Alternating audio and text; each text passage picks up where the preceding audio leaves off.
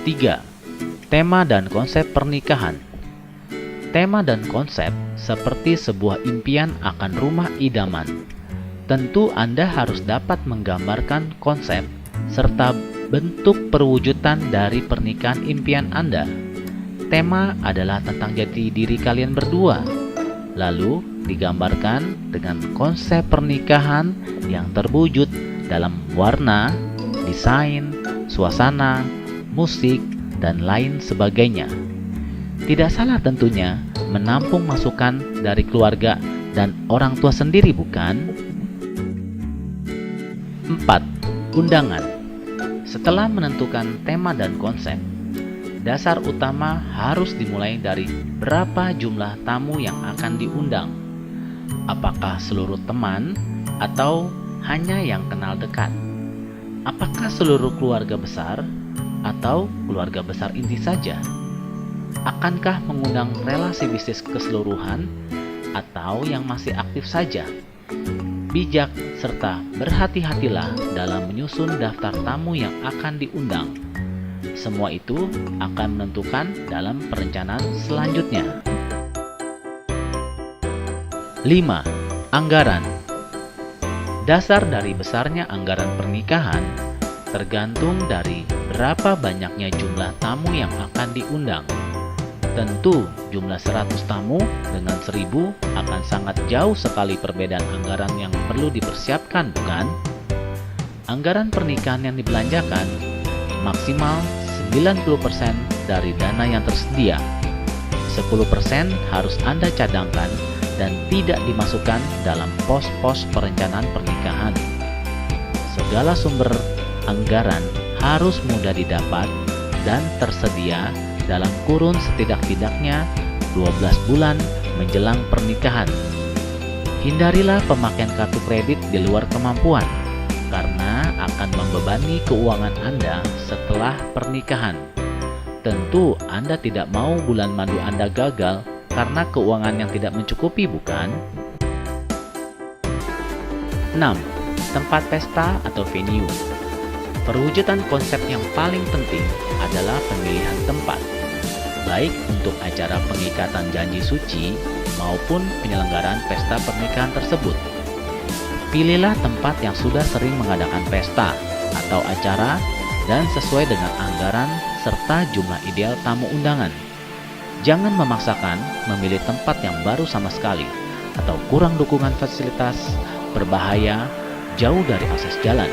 Ingat, pernikahan Anda akan turut dihadiri oleh para tamu undangan, baik dari yang paling muda hingga yang bisa Anda anggap sebagai kakek dan nenek Anda. 7. Dekorasi.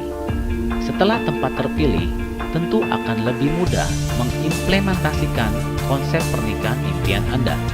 Apakah disesuaikan tema utama ataupun gabungan dengan tren saat ini?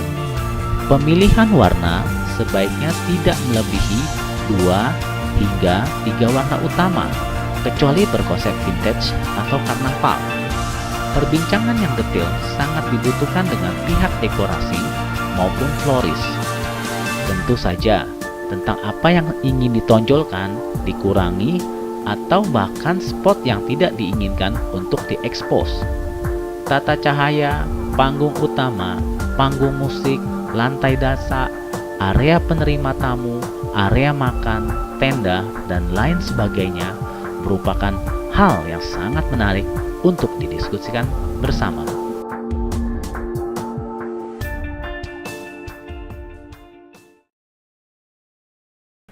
8. Makanan dan minuman. Pos anggaran untuk makanan dan minuman ini cukup besar dari seluruh total anggaran Anda, bisa mencapai 40 hingga 50%.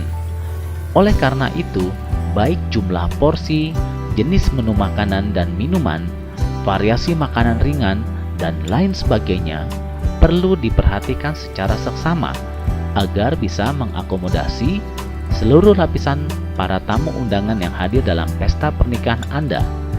Tentu saja tidak lupa dengan menyelaraskan dengan konsep dan tempat pernikahan di mana hidangan tersebut disediakan. 9. Gaun dan perlengkapan pengantin wanita. Setiap impian masa kecil seorang gadis adalah mengenakan busana layaknya seorang putri. Tentu saja hal ini akan diwujudkan dalam memilih serta mengenakan gaun yang diharapkan hanya cukup dipakai satu kali seumur hidupnya. Oleh karena itu, sang gadis akan memilih yang sangat terbaik bagi dirinya dan 100% merupakan hak mutlak yang tidak bisa diganggu-gugat pihak lain. Karena yang mengenal setiap lekuk tubuhnya maupun riasan yang cocok bagi tubuh dan wajahnya hanya si punya hak tersebut. Sebaiknya calon pengantin pria dan keluarga menyerahkan sepenuhnya hak mutlak tersebut kepada sang calon pengantin wanita hingga ke aksesoris pilihannya. 10. Jas dan perlengkapan pengantin pria. Seorang calon pengantin pria pasti akan memilih jenis yang elegan, eksklusif, gagah, dan yang memancarkan wibawa seorang pria sejati, calon kepala rumah tangga tentunya.